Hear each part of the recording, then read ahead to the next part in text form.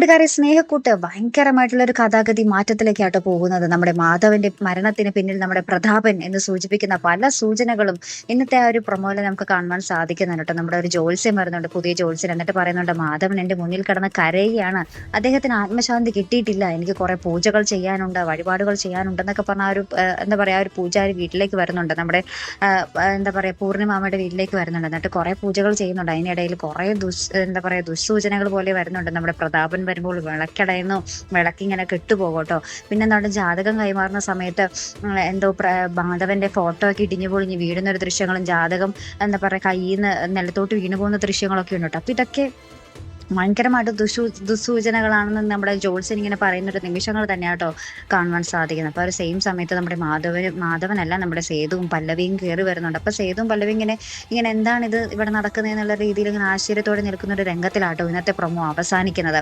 അപ്പൊ എന്തായാലും നമ്മുടെ ജോത്സ്യൻ വഴി അറിയും നമ്മുടെ പ്രതാപനാണ് നമ്മുടെ മാധവന്റെ മരണത്തിന് പിന്നിൽ എന്നുള്ളത് അല്ലേ. അപ്പൊ എന്തായാലും നമുക്ക് കാത്തിരുന്ന് തന്നെ കാണാട്ടോ. അപ്പൊ ഇതുപോലുള്ള പ്രൊമോ റിവ്യൂസിനും എപ്പിസോഡ് റിവ്യൂസിനും ഒക്കെ നിങ്ങൾ മറക്കാതെ ചാനൽ സബ്സ്ക്രൈബ് ചെയ്യുക.